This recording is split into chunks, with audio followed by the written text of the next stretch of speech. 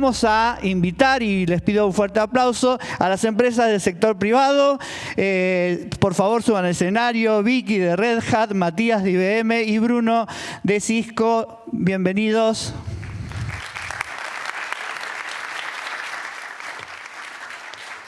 Tomen asiento donde quieran, como si fuera el living de casa. No hay ningún problema. Tienen su micrófono ahí, perfecto. Bueno, antes de empezar a hablar, como la dinámica que estamos ya acostumbrados, ya sabemos lo que va a pasar, les pido que se presenten, que digan quiénes son y qué hacen en su empresa. Empezamos por mí. Soy Victoria Martínez, estoy a cargo de lo que es la plataforma de inteligencia artificial para Latinoamérica, para una empresa que se llama Red Hat.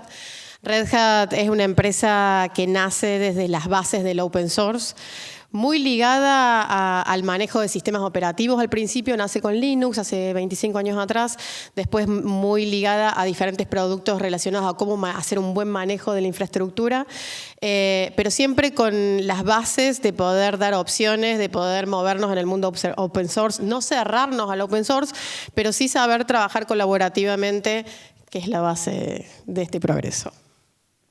Gracias, Vicky. Hola, buenos días, ¿cómo están? Mi nombre es Bruno Canales, soy arquitecto de ciberseguridad para Cisco en Conosur. Cisco es una empresa quizás conocida para todos, no sé si todos conocen Cisco, alguna vez vieron un switch Cisco dentro de una oficina. Cisco nació interconectando redes y con el tiempo se convirtió en una empresa de ciberseguridad también. Y parte de lo que vamos a hablar hoy tiene mucho que ver con cómo Cisco se ha ido reconvirtiendo y es una de las empresas de seguridad que protege datos y más en inteligencia artificial. Buenos días, mi nombre es Matías Hernández, preventa de seguridad de datos técnicos dentro de lo que es IBM. Como saben, IBM es una empresa que ya lleva varios años en el mercado, unos 100 años inclusive. Fue uno de los pioneros en cuanto a inteligencia artificial con lo que es Watson, y el día de hoy mi idea es mostrar un poco más cómo protegernos e inclusive cómo podrían atacarnos en este caso. Bien, buenísimo. Tienen su agüita ahí si quieren. Bueno, vamos a empezar a hablar, y ya que Bruno mencionó el tema de inteligencia artificial, no sé si querés empezar vos, que tenés el micrófono. La idea es hablar de cómo atraviesan estos dos, que son dos grandes transversales de la tecnología. En realidad, la ciberseguridad atraviesa toda la tecnología y la inteligencia artificial está empezando a atravesar, o ya está atravesando toda la tecnología. Entonces, la intersección de estas dos cosas me dice, por un lado, que sería bueno entender o empezar a charlar sobre cómo potencia la inteligencia artificial a estos ciberataques, ¿no? Como el lado B de la inteligencia artificial. No sé, el que quiera puede empezar. Bien, sí, perfecto. A ver, así como escucharon en la charla anterior que había un grupo que generó un ransomware, que es un programita que encripta datos, también habrán escuchado acerca de estos mails que se llaman phishing, donde alguien se hace pasar por su banco y les pide que haga clic en tal lugar y los envía a un sitio malicioso. Por lo general, ese tipo de ataques se hacía de manera rústica, manual, artesanal, y a veces un usuario final podía darse cuenta que quien enviaba ese correo no es quien verdaderamente decía hacerlo.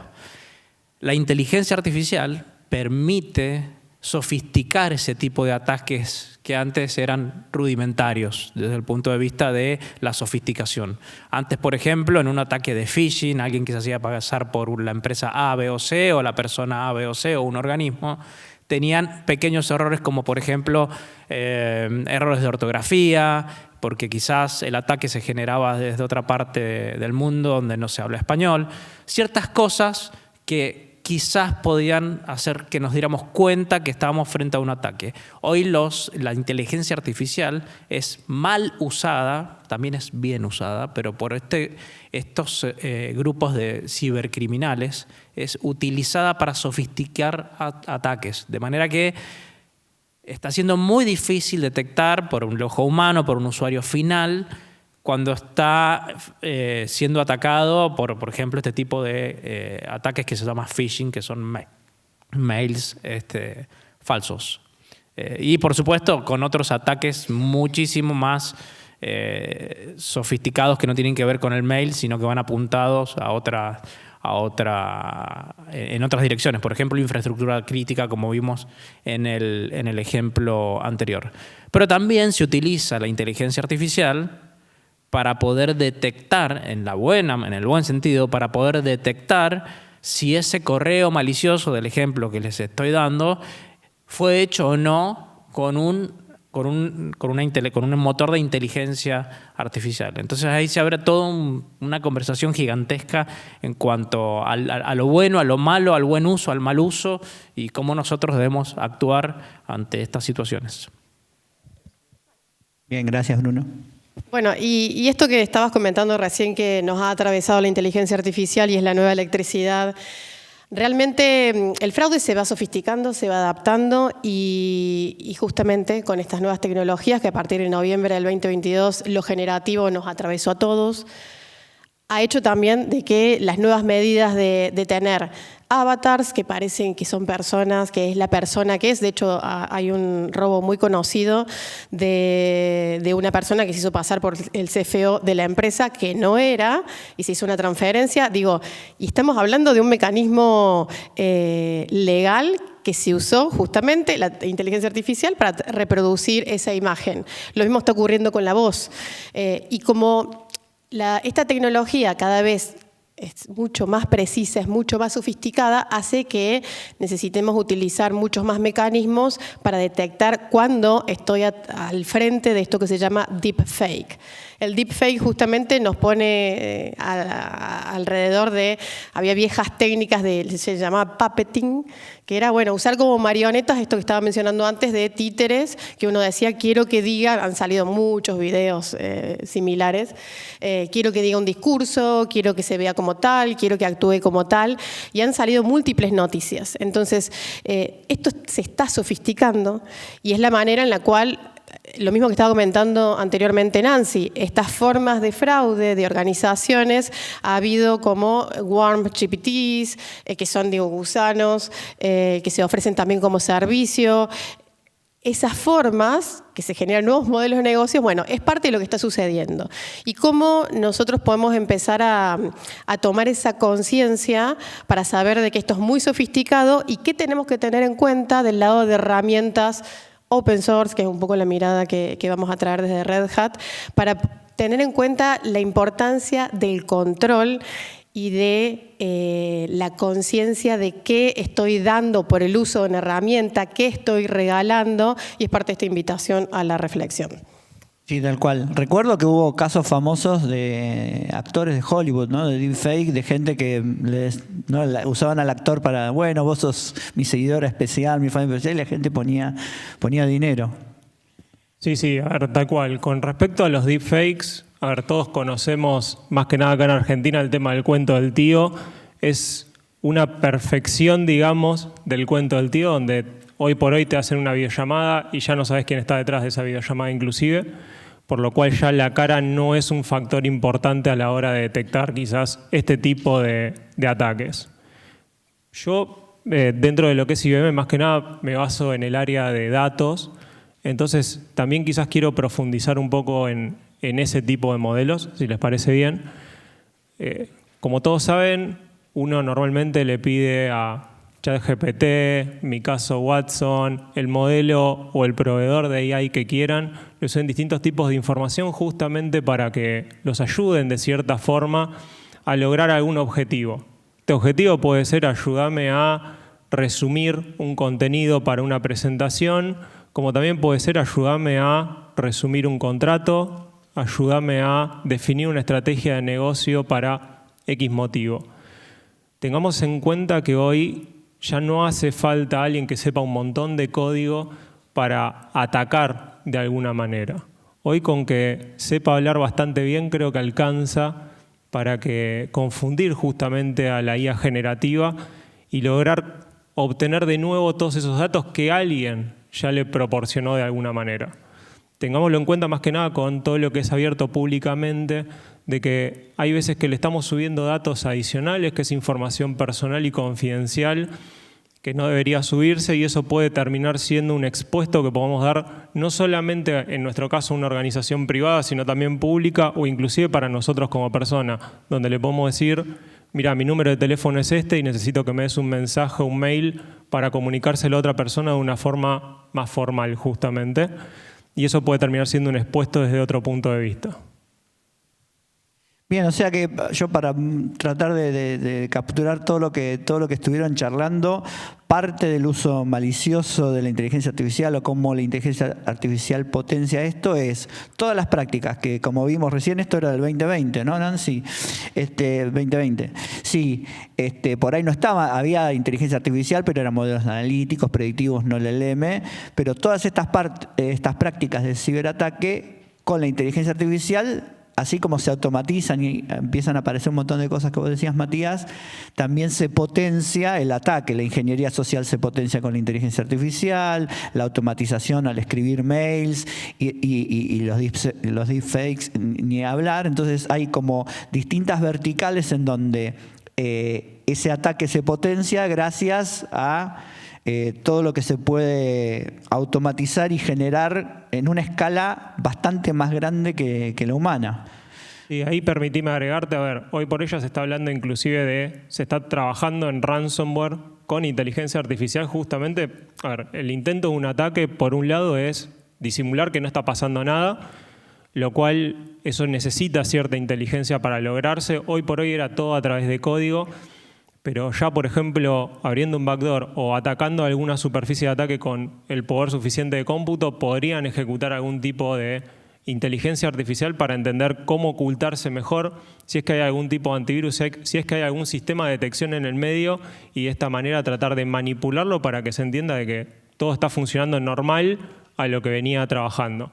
Entonces, entendamos que esa superficie o esa detección cada vez es más compleja para las áreas de seguridad de las distintas organizaciones.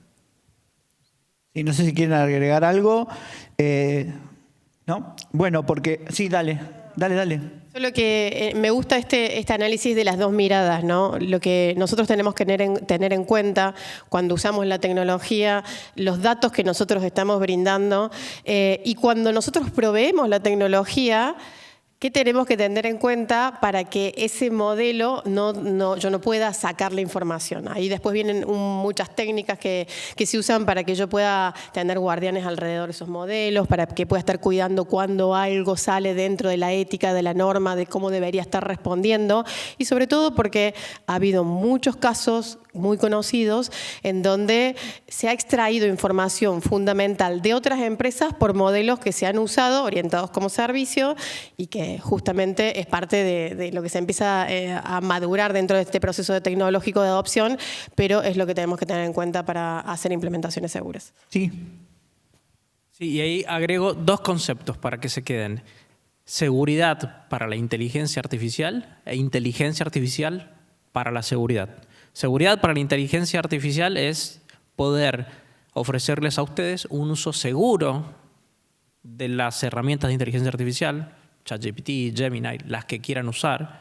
Tiene que existir un control específico. Nancy hablaba de una estrategia de ciberseguridad. Hay que tener una estrategia de ciberseguridad que permita proteger a los usuarios.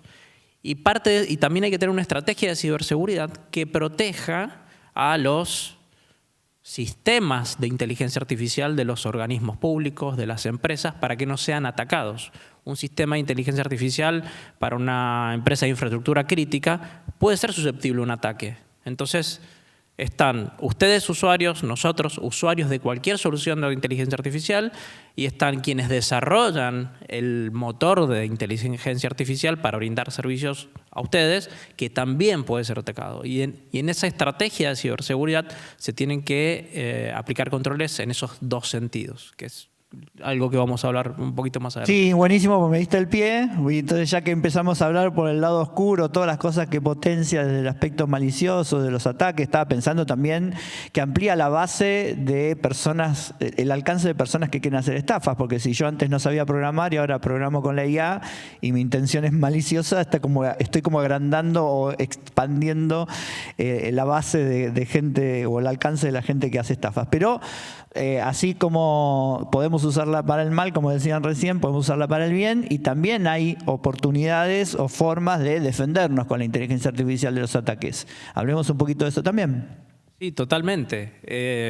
Desde nuestra mirada en Cisco implementamos agentes de inteligencia artificial en todas nuestras soluciones. Entonces, por ejemplo, ¿cuál es el gran beneficio que puede tener esto para un operador de una solución de seguridad? Un firewall.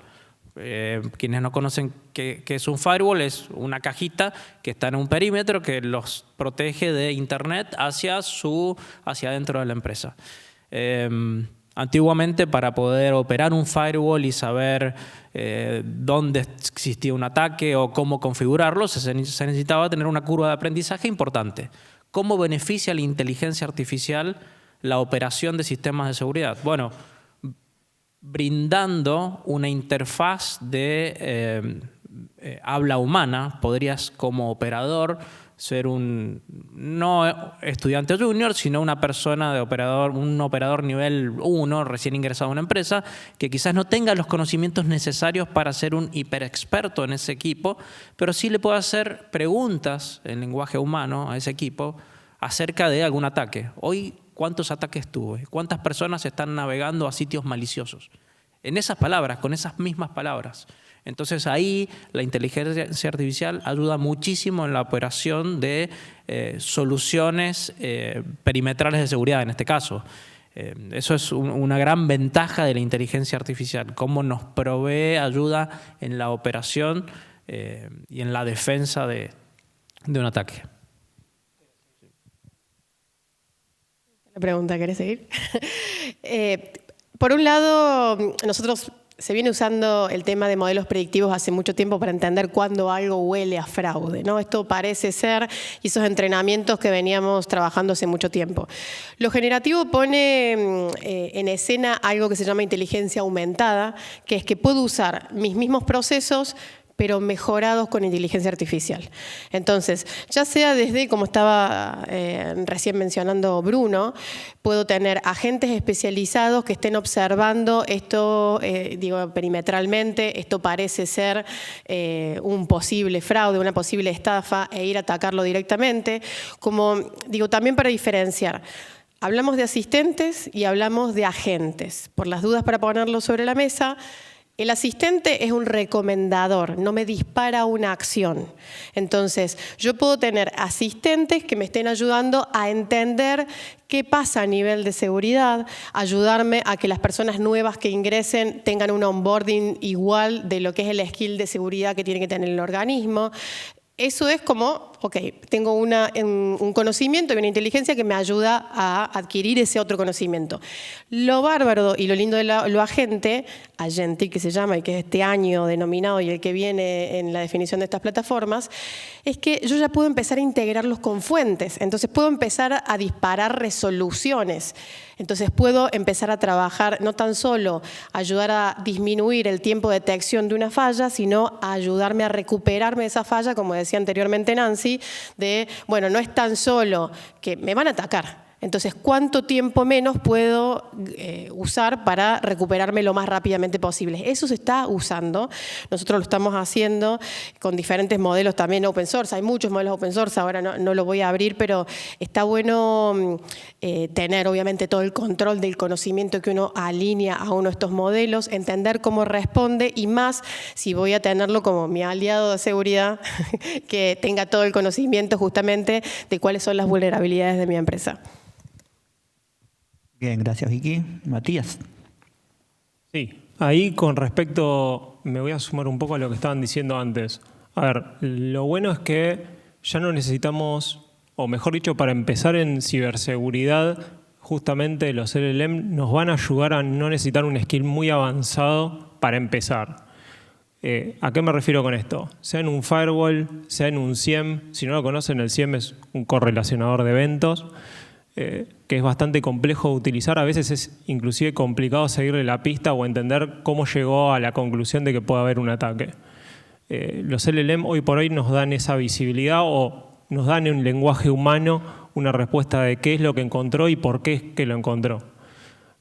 Como bien decían, a ver, fíjense la evolución que estamos teniendo con los agentes que Inclusive los agentes están avanzando demasiado rápido y la seguridad está yendo muy por detrás, tratando de darle seguridad justamente a lo que vamos encontrando.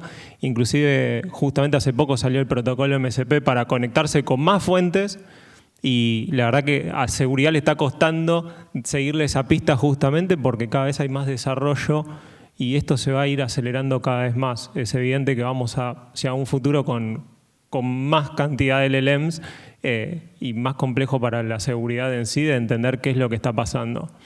Pero como decía, justamente tenerlo a favor es donde vamos a ver que van a haber más herramientas que lo van a integrar. Justamente lo otro que estaban diciendo, Machine Learning lo tenemos hace demasiado tiempo en distintas herramientas, llámese SIEM, SOAR, etc. Y hoy por hoy con un LLM embebido podemos tener un poco más de entendimiento. El Machine Learning tradicional estaba sesgado de alguna forma por la persona que lo desarrolló. Hoy por hoy le podemos dar a un LLM la posibilidad de entrenarse realmente desde cero y tener sus propios sesgos si es necesario, pero entender un poco en base a nuestro ambiente o nuestro entorno en el cual trabajamos diariamente. Sí. Ahí, entre lo que dijo Mati y Vicky, me gustaría dar un ejemplo concreto, o sea, llevarlo a un ejemplo del día a día. Vicky habló de agentes, él habló de LLMs, de MSP, por ahí son acronismos que ustedes, para ustedes no son familiares. Pero traduzcámoslo a un ejemplo de la vida real. Ustedes podrían conectar su correo electrónico corporativo o de la organización a una herramienta de inteligencia artificial, a ChatGPT, a Gemini, a cualquiera de las que conocemos, y pedirle a Gemini que utilice su correo corporativo para analizar cuántas personas les han enviado un correo y si alguna de esas personas envía correos con algún tono de odio o de amistad o lo que sea. Y también decirle a esa solución de inteligencia artificial, a esa aplicación, que genere acciones, que le envíe correos diciendo tal o cual cosa. Y ahí es donde tenemos que pensar en esta estrategia de ciberseguridad, en cómo implementar controles que les permitan a ustedes como usuarios hacer un uso responsable, utilizar las herramientas al 100% de lo que pueden dar, pero sin generar un prejuicio para la organización en la que trabajan. Imagínense que ustedes puedan subir un archivo o en este caso del correo electrónico puedan exfiltrar algún tipo de información o que el LLM, como mencionaba Matías, que es la herramienta de inteligencia artificial, haya sido atacada y genere algo, y esto existe, el término paranoia, genere paranoia en la herramienta de inteligencia artificial y entonces cuando ustedes le dicen a ChatGPT o a su modelo envía un mail a Carlos diciendo tal o cual cosa, si la herramienta de inteligencia artificial fue atacada, en vez de enviarle un correo diciéndole hola, buen día, ¿cómo estás?, podría enviarle un correo diciéndole cualquier barbaridad. Entonces, por dos sentidos va el camino del control de la inteligencia artificial. Brindarle a ustedes como usuarios la tranquilidad de que pueden hacer un buen uso y que va a servirles para el día a día y que va a facilitar sus tareas. Y también para quienes desarrollan soluciones de inteligencia artificial, brindar una protección para que, por ejemplo, no se genere esa paranoia. ¿Cómo se genera esa paranoia? Atacando a ese sistema de inteligencia artificial.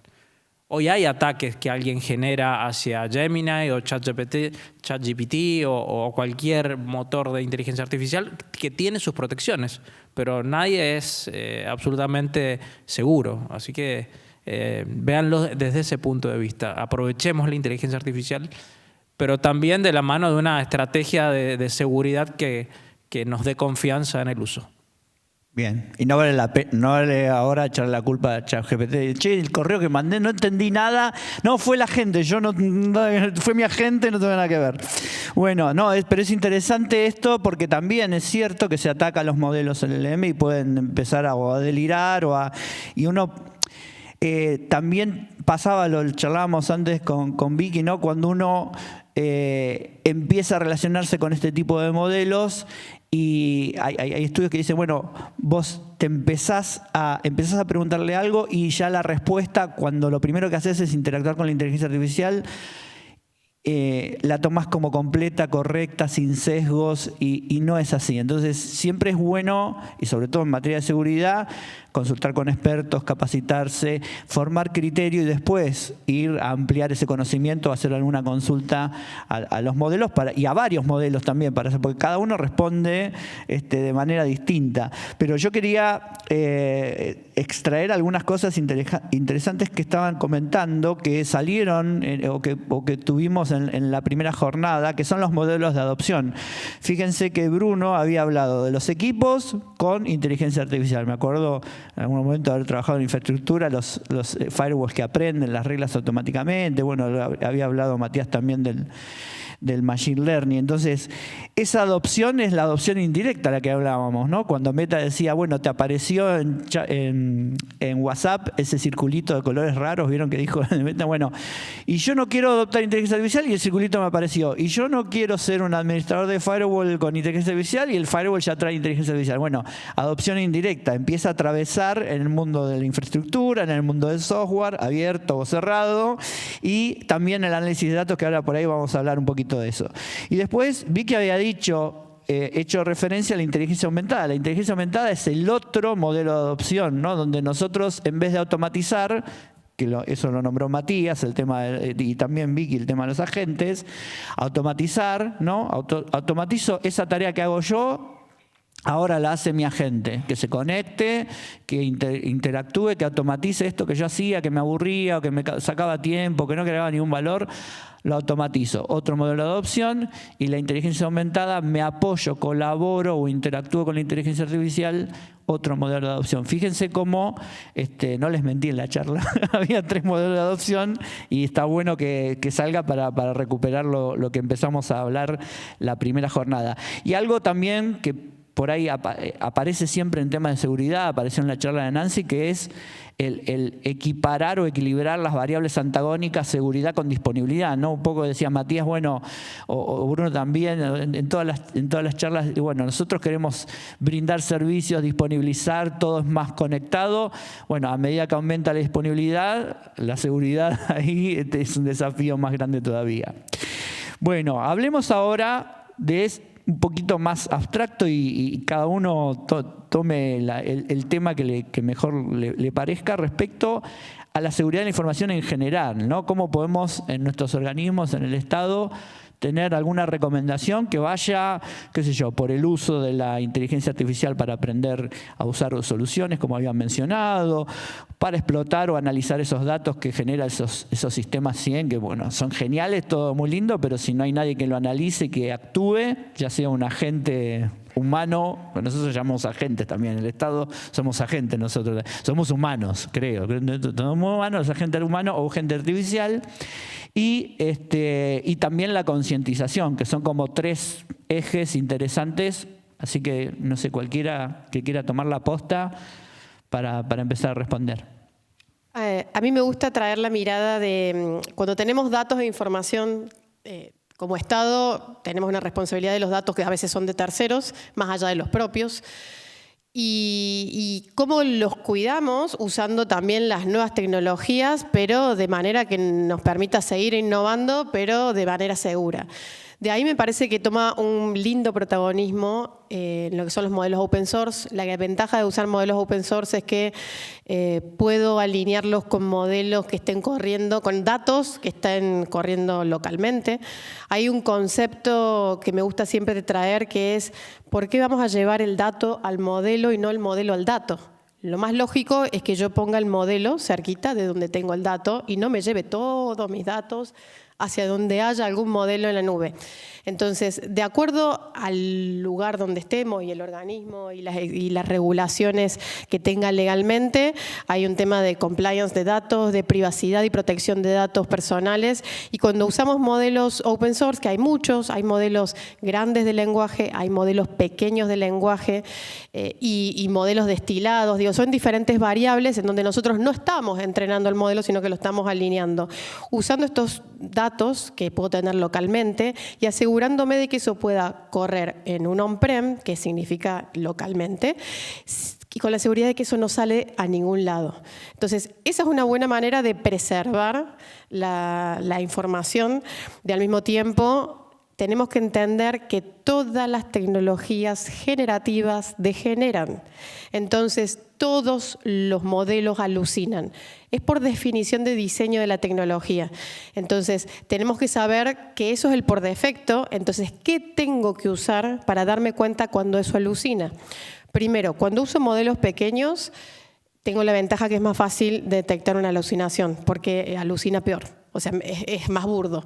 Nos pasaba hace poco en un proyecto que estamos haciendo con ARSAT, justamente en lo que es la automatización de la línea de soporte para entendimiento de, bueno, qué está pasando con esta incidencia y recomendarle al operador cuál es la próxima acción que podría hacer para resolverlo, en eso de disminuir el tiempo de fallas. Había uno de los puntos que es, ok, no pueden salir los datos de acá. Entonces, otro, no tengo GPUs. Por el momento no había. Entonces, puedo usar modelos pequeños, comprimiéndolos, cuantizándolos, que hay diferentes herramientas para hacerlos, que los hago mucho más pequeñitos y evitando a veces el consumo de GPUs.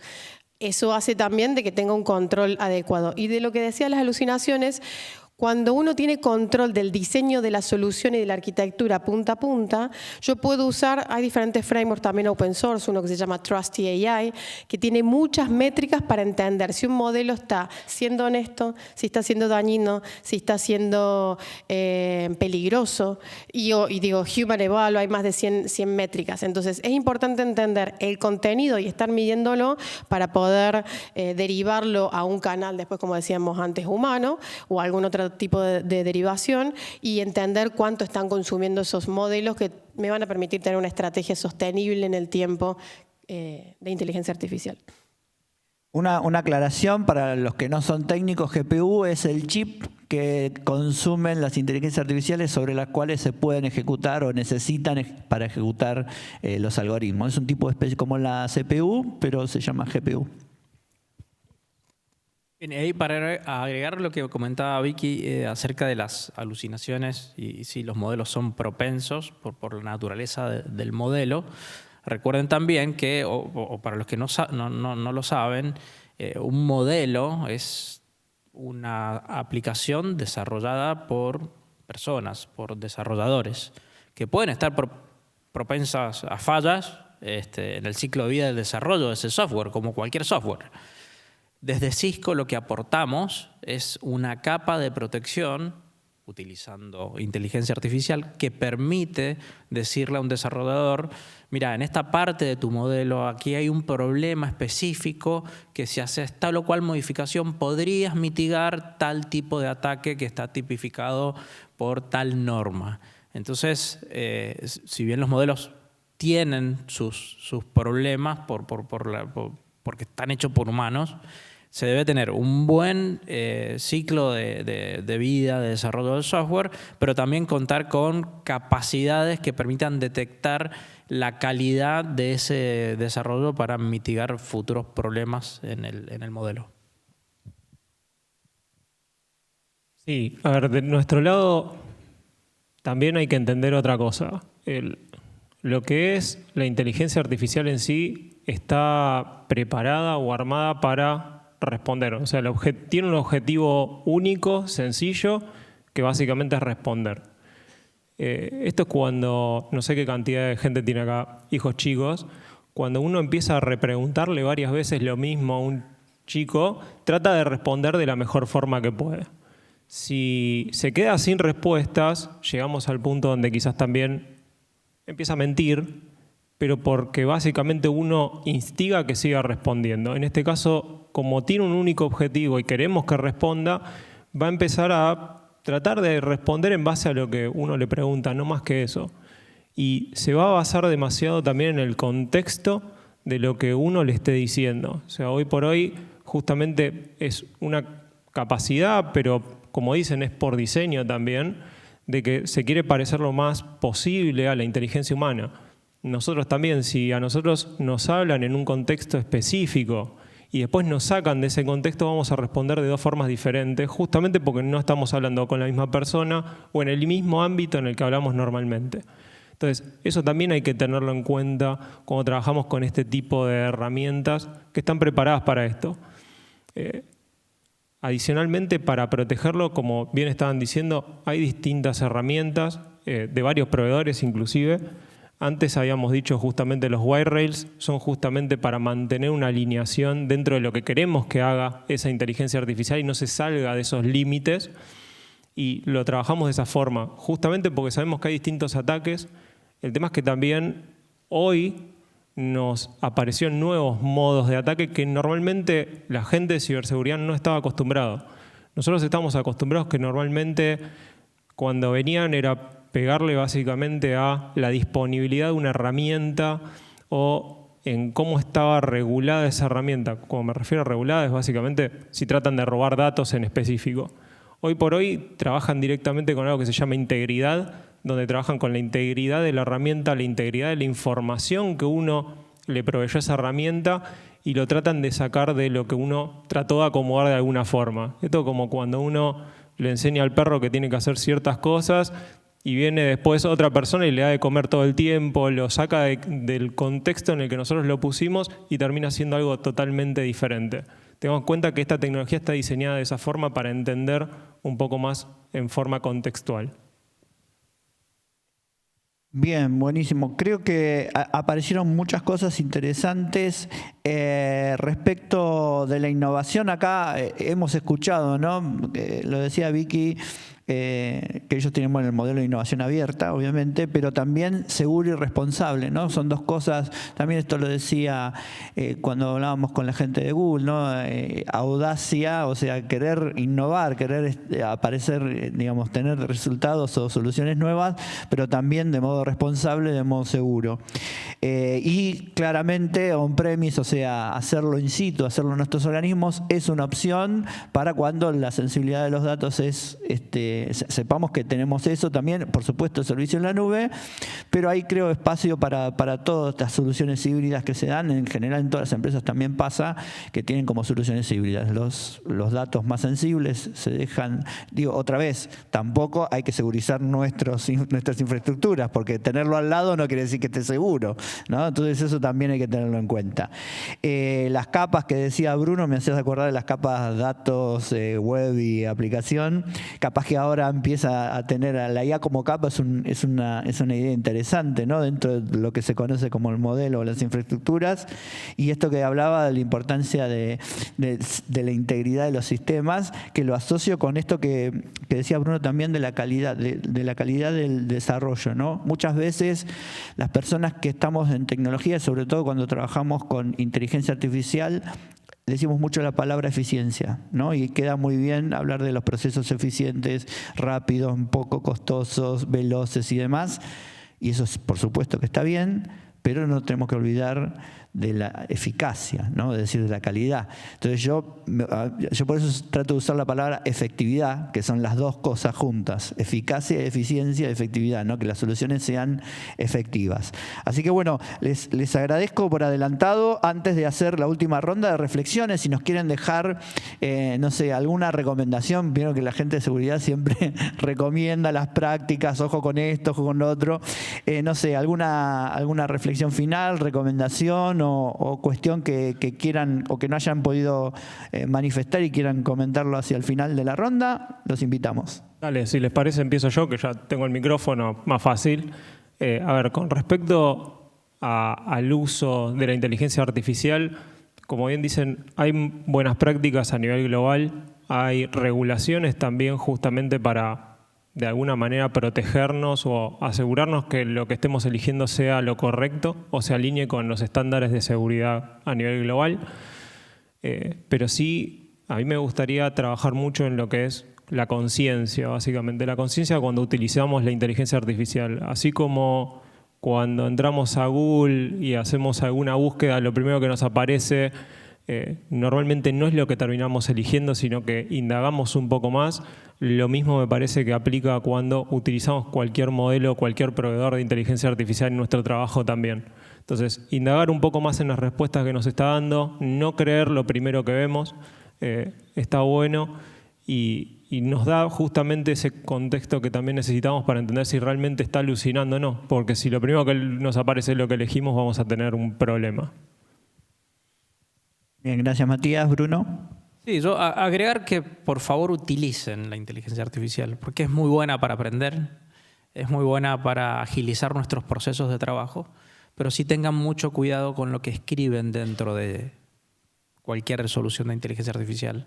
Cuidado con respecto a no divulgar datos de la empresa o del organismo donde trabajan, porque podrían generarse exfiltraciones de información y dejar expuestos datos que no deberían estar en Internet. Por supuesto que existen soluciones que permiten que eso no ocurra, pero eso no quita que alguien pueda salir del organismo y exfiltrar información delicada del organismo donde trabajan. De manera que hay que hacer un uso responsable y no hay que tenerle miedo a la inteligencia artificial, hay que usarla de la buena manera y hay que aprovechar, porque creo que es la manera más rápida de aprender algo hoy, la inteligencia artificial. Si no sabemos algo de algún tema, la inteligencia artificial nos permite aprender de manera rapidísima. Gracias Bruno. Vicky. Me encanta la mirada de cada uno desde el llamado a la conciencia, desde la responsabilidad del uso, que eso está en nuestras manos, nadie más. Y hay una diferencia entre el uso personal que le podemos dar, porque nosotros podemos decir, yo uso, le doy todos mis datos, lo conecto con mi mail personal y vaya Dios. Y después está la responsabilidad en el uso en el trabajo, que después hay otras exigencias, hay otros deberes que tenemos y hay otros impactos por cualquier tipo de infiltración, que es lo que estuvimos viendo. Hoy no hay una bandera de que es abierto o es cerrado, sino que en general el mundo es híbrido y trabajar de manera colaborativa, entendiendo de cómo funciona la tecnología, sabiendo cuando, ok, sé que alucina, ¿cómo puedo hacer que consuma esto menos? ¿Cómo puedo tener herramientas que son abiertas y que a veces forma parte de hacerlas, de compartirlo, ¿no? Entender que hay un movimiento que se está preocupando por el uso responsable de inteligencia artificial y que a veces están a la mano pero no las conocemos, y el hecho de esto, por eso hablaba de trabajar colaborativamente, de dar estos eventos que nos permiten difundirlo, me parece que es la manera en la cual podemos entender cómo ir construyendo el futuro de manera segura y soberana. Bueno, me parece un muy buen cierre. Agradecemos con este aplauso a las empresas. Vicky, Bruno y Matías, muchas gracias por haber estado con nosotros.